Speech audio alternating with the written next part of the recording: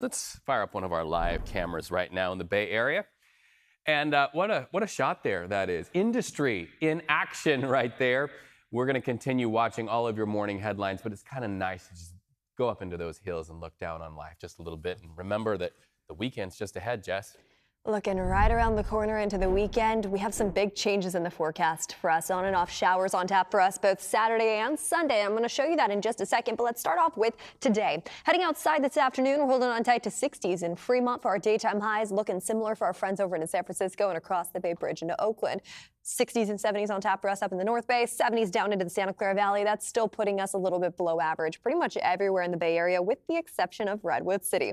Now I want to show you what's happening for us as we zoom all the way out along this west coast. Here, I'm going to stand next to the bay just to kind of paint the picture. As we head into this weekend's forecast, this atmospheric river is bringing in a series of showers all throughout the Pacific Northwest, but it does taper off as it makes its way here into the Bay Area.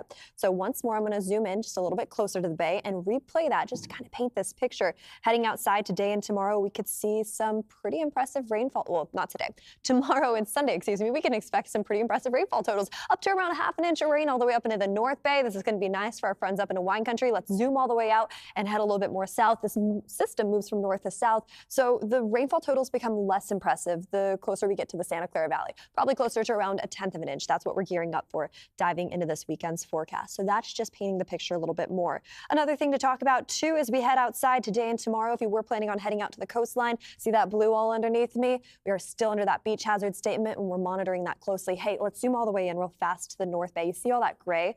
Places like Napa and Sonoma? That's a dense fog advisory that we're going to continue to monitor too as we dive into the next couple hours. That should expire just around 10 a.m. So let's drop the map. Let's zoom all the way out. Let's talk about one more thing, the next 7 days. Just to paint the picture as we dive into this weekend, we're holding on tight to low 60s for now, still well below average for this time of year, but what do you expect? We have this area of low pressure sweeping in from north to south, bringing in on and off showers, gusty conditions, and of course cool temperatures too. The good news is we start to dry up and warm up as we head into next week. That's just along the bay. We make our way over into our inland spots. That warm up is even more noticeable with 80s right around the corner as early as next Wednesday. We'll keep you updated on that forecast here in the Weather Center. For now, back to you.